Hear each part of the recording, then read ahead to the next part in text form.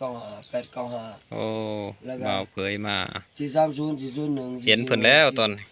470นี่ 530 501 บ่าวเผยมาเห็นเพิ่นแล้วเพิ่น 130 อยู่กับแม่2คนนี่ 430 ครอบครัวทุกข์ยากอยู่บ้านโนนสว่างบางเยาะเด้อนครปักเสกแห่งจังหวัดสัก 130 นี่มาเห็นเพิ่นแล้ว 170 สภาพเพิ่นซ่านเพิ่นอยู่จังซี่นี่ โอ้ย เพิ่นอยู่เพิ่นอยู่กับลูกชาย ลองสิ เป็น เพิ่น คนสติบ่ดีปานใดเจ้าซื้อจังได๋เจ้าเว้าสู่ฟังแหน่เจ้าซื้อจังได๋เจ้า หมอ ซื้อหมอเนาะ แม่ อายุจักปี 40 40 ปี 39ตะกี้ โอ้ 39 เดี๋ยวนี้40แล้วเนาะ ตะกี้พอรู้ว่าซะมันแม่นเนาะเพราะว่ามัน เจ้า แม่นขออยาก เจ้าอยู่กับแม่เนาะ ขอยัน39 เพื่อนหลังนี้จะอยู่กับแม่2คนบ่ มาเว้า39 บ่ 38 39 บ่จะอยู่กับแม่2คนบ่เพื่อนหลังนี้ ฮะ จะอยู่กับแม่บ่ เอ้ย แม่เราซื้อจังได๋แม่ คอน โอ้คือเอามาเมียนอยู่นี่ใหม่บางใหญ่นึง จัก คือบ่เอาลง จักผู้ใดเอามาบ่จักคือกัน คือบ่เอาลงมัน นี่บ่ คือบ่เอาลงมันหนัก อีหลีเลย ย่านมันรู้เฮือนได้นี่มันสิโยดนี่โอ้ยเจ้านอนเบื้องนั้นเนาะ เด้อ โอ้โอ้ยเป็นตาย่าน ไปนะเขาไปซื้อของเด้อ โอ้ได้เฮือนเพิ่นอย่าพาอย่าไปเด้อ ฮะ อย่าไปกินเหล้าเด้เอาเงินให้ได้ไปกินเหล้าบ่ได้เด้ เด้อ จักอยู่บ่ใบหยังหั่น ไม่50โอ้ไปหาสิเอาเมียนซื้อข้าวสู่แม่กินเด้อ เด้อ โอ้ เออ อืม เบิ่งกันได้ โอ้ โอ้ยเบิ่งกันได้สาธุได้ อยากเปลี่ยนอยู่บ่เสื้อนี่ โอ้ยบัดได้บุญจักเวียนก็ได้ โอ้ บ่ยากหรอก อยากแท้อยู่บ่หนวด ถ้าโกนนะ สิแท้ให้แท้บ่ เออ จังมื้อนี้มาแท้ให้เด้อ เด้อ ตัดผมนำเนาะ เด้อ อาบน้ำเนาะ เด้อ โอ้จะนอนเบื้องนั้นเนาะ เด้อน อนเบื้องนั้นเนาะ เบิ่งกันแล้วก็นอนอยู่พี่ เออ นอนน้ำอยู่น้ำไผก็บ่ได้บ่อยู่ทออยู่น้ำเพิ่นนี่ อยู่น้ำแม่ได้เดียว ไปอยู่ไสคือกันคิดนะเพิ่นนี่ โอ้คิดฮอดแต่แม่ แม่นมันจักเป็นแนวไหนมันเป็นแต่เกิดพุ่น โอ้ ไปไสบ่ได้เลย อยากอยู่แต่น้ำแม่ ค่อยไปเฮ็ดเวียกอยู่อันนั้นค่อยไข่บัดนี้อยู่สวรรค์ตะกี้ กลับไปอยู่ดง มาแล้วไข่บ่พอเดือนนะเดือนหนึงเดือนปลายก็บ่จักนอนเช้าไปบ้านไข่อยากมาเขาก็เอาเงินให้ก็ได้มาพี่ละมาบ้านตัวเองไปเฮ็ดเวียกอยู่ดงเลยตะกี้ก็ไปอยู่ได้คือกันอยู่สวรรค์อยู่ แม่เราไปใส่นี่แม่ เพิ่นไปหาพัก โอ้ไปหาพัก สิไปตลาดนั่นแหละตลาดเราเฮืองนั่นแหละ โอ้ เพิ่นสิไปหาเฮ็ดเพิ่นสิไปขายเครื่องเพิ่นมันเคยไปนานแล้วได้ขอยังน้อยๆเพิ่นอาชีพมันเป็นนั่นน่ะ พักอีหยังเราเห็นเราไปหาเก็บ สมปีประมาณต้นวันยังหลาย เพิ่นนอนอยู่นี่เนาะ กี่หลอก แม่เพิ่นนอนอยู่นี่เนาะ ยังแม่นยังมาของมาคำเขาเอาให้เราก็เอาอันนั้นไปเอาของมีเขาบอกเพิ่นขอเขาประหยัดเขาให้ ยันเขาให้ อยากเขาจำความยังเพิ่น โอ้ เพิ่นเลยบอกเพิ่น เจ้าบ่ยันแม่ตกบ่เบื้อง เราบ่จักอิหยังเมื่อข่อยตกอยู่นี่แล้วก็นอนเบิ่งนะ จะตกลงนี่โอ้ ก็นอนอยู่นั้นบอกก็มาขอมามันหักคุม หักลงหั่น มันหักคนเขานอนอยู่เบิ่งข้างพี่ โอ้ยเป็นแต่ยันแม่เราตกลงนี่เนาะ เขาก็ย้ายมาพี่เขาก็มาอยู่พี่เลย อยากเฮ็ดเรือนใหม่อยู่บ่ เขาก็มาอยู่พี่ บ่ เป็นเจ้าสมุนไพรเขาเอานั่นครับ เจ้าอยากเฮ็ดเรือนใหม่อยู่บ่ อยากเฮ็ดแล้วมันบ่ทันมี โอ้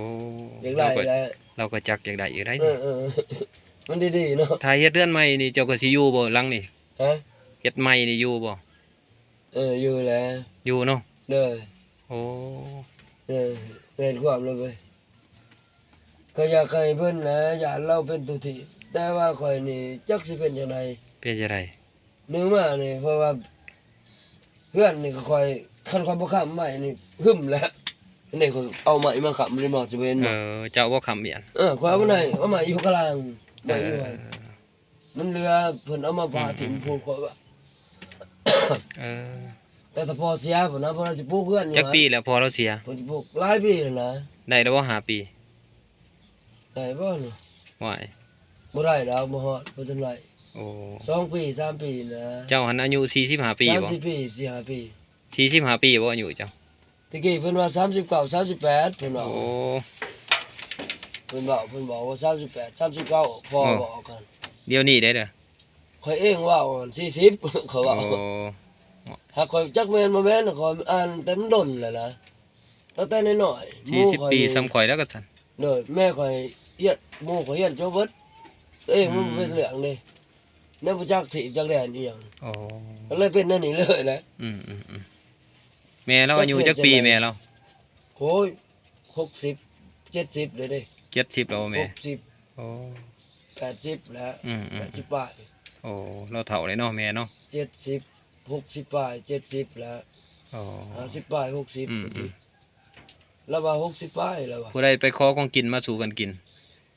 เรื่องเทื่อก็ข่อยแล้วไปหา อ๋อ เขาบ่ให้ก็ได้บ่ให้ก็หิวแหล้ว โอ้กัน เรื่อง เขา เทื่อก็ข่อยเรื่องเทื่อก็เราไปหาเองเรา เขาก็ให้มาอยู่บ่ ให้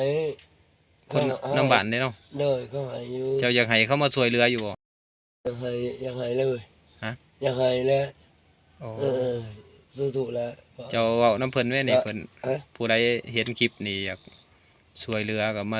มาช่วยได้เนาะ เด้อ เจ้าอยากได้หยังแน่ล่ะ ฮะ เจ้าอยากได้หยังอยากให้ช่วยเหลือแนวใด เราเอานั่นบ่บ่ เจ้า เว้นแล้ว เจ้าอยากให้เพิ่นช่วยเหลือแนวใด สู้เหลือยังนี่แหละ โอ้ เฮ็ดปลูกถั่วปลูกเทียนยังนี่แหละ โอ้อยากได้ที่ ให้มันยังเฮาบ่มีกินมียังนี่แหละ อยากได้เที่ยงใหม่เนาะ อืม โอ้ มันอันนี้เราจักไปทางไหนนะข่อยบอกว่าเราไปอันนี้ อืม บ่เห็น อืม ตะกี้เราก็อยู่พี่ได บ่ เราพามาอยู่พี่ตะกี้บ่มีเถียงนี่มานอนตากแดด ดินไผนี่ มานอนตากหมอกอะนะ เออ ดินเขาดินนั่นเด้ ก็ขออยู่นำเขาเนาะ ดินไม่เท่าไม่หอม อืม เท่าจันแถวเรา โอ้ ขายให้พวกเรามานี่ เจ้าจักหมดเนาะ เรามาอยู่เรามาทางหญ้าอยู่นี่ทำแม่ข่อยเราทาง อืม มาทางมานี่ข่อยก็มานำอีก อืม บ่อยู่นํเขาบ่อยากขับปานใดบ่ทออยู่นำเพิ่นนี่ อืม มาอยู่นำเพิ่นแค่ไหนมันเป็นแบบว่าผมเคยอยู่นำแต่น้อยๆอยู่นำเรานี่แหละ อืม มันปากันบ่ไหล เคยอยู่นำแม่เนาะ แม่ ทีมเพิ่นบ่ได้เจ้าหนึงเขาเป็นอยู่บ่เจ้า ฮะ เจ้าหนึงเขาเป็นอยู่บ่ เป็นแล้วเว้ย มึงเข้ามาเขาก็เป็นคือกัน อ๋อ สำเร็จกินเนี่ยอย่างก็เป็น อ๋อ เป็น อืม บอกเลยเขาก็ว่าเขาถือจัก อ๋อ เขาถือบ่ถือมันออกสิ่ง โอ้ เขาบอก054585054595นี่ อืม หากจะซื้อหัน24มึงเด้อ244 644 744 244 844 อืม 544 144แล้วก็244อืมโอ้ย 430 401 เพื่อนเจ้าเนาะ 470 เพื่อนเจ้าคันแปลงใหม่นี่ได้ยินบ่ 8-5 คันแปลงใหม่เอาสังกะสีมาอ้อม เด้อ ดีๆเนาะโอ้ยยัน เด้อ เป็นห่วงยันจะตกเด้ แม่น ยันแม่เราตกลงนี่โอ้ 215 815 เพิ่นเว้าไปเรื่อยเลยทุกคนเพิ่นสติบ่ดีปานใด 295เบิ่งกันแล้ว อืม เออ อ๋อ เด้อเด้อพอนะเข้าใจแล้วบ่ โอ้เพิ่นขอบใจอยู่เด้ สาธุสาธุ นี่ เด้อ เพื่อนเพิ่นเด้อ เด้อแจ้งกั สภาพเพื่อนสานเพิ่นโอ้ ที่ต้นกันอะไร คันใด เรามาเบิ่งมึงนั่นเนาะ อืม เรามาเบิ่งแต่อีต้นมึงเด้อเด้อเด้อบ่เด้อ เออ อ๋อไปลงด้วยกันนะไปหาซื้อของกินก่อนเข้าใจหลายๆอ๋อ ไปแล้ว ได้ กดไปแล้วได้เงินแล้วไปแล้ว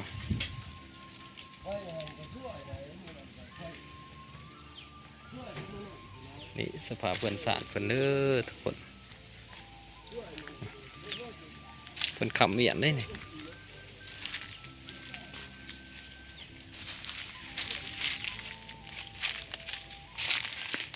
โอ้รู้หมดเลยเบิ่งลม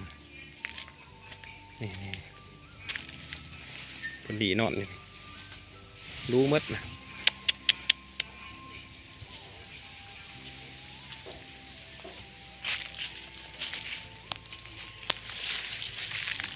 นี่ด้านหลังเพคักปัญญังเลยโอ้มีแต่สิรู้ลงหันแหล้วพี่ไต่ต้นเพิ่นดีทุกคนเอ้ยผู้ใดอยากสดช่วยสมแปลงเกินสานให้เพิ่นช่วยได้เด้อสองแม่ลูกอยู่นำกันเป็นคนสติบ่ดีส ติบ่ดีหมด2เลยทุกคนตามเพื่อนบ้านตั้งข้างนี่เพิ่นเล่าสู่ฟังแต่ว่าบ่ถึงขั้นว่าบ่ฮู้หยังแต่เว้านำได้อยู่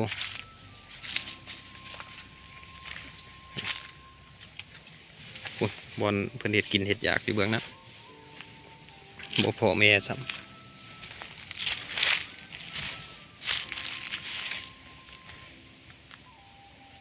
นี่สภาพเพื่อนสานเพิ่นนี่ประมาณนี้แหละทุกคนเพื่อนสานเพิ่นถ่ายทุกคนได้เห็นนำกันเด้อ2แม่ลูกอยู่นำกันเป็นคนสติบ่ดีหมด2แต่ว่าบ่ถึงขั้นว่าสิเว้าบ่ฮู้เรื่องแต่ว่าเพิ่นก็เว้าเข้าใจอยู่เนาะเพิ่นอยู่นำกันโอ้สภาพเพื่อนสานเพิ่นพี่เลือกกะลีทุกคนได้เอามาเผยกับสิกลับก่อนบัดนี้ขอบขอบใจผู้ที่มาเบิ่งคลิปนี้เนาะขอให้ช่วยคอมเมนต์แชร์เด้อทุกคนเนาะขอบใจ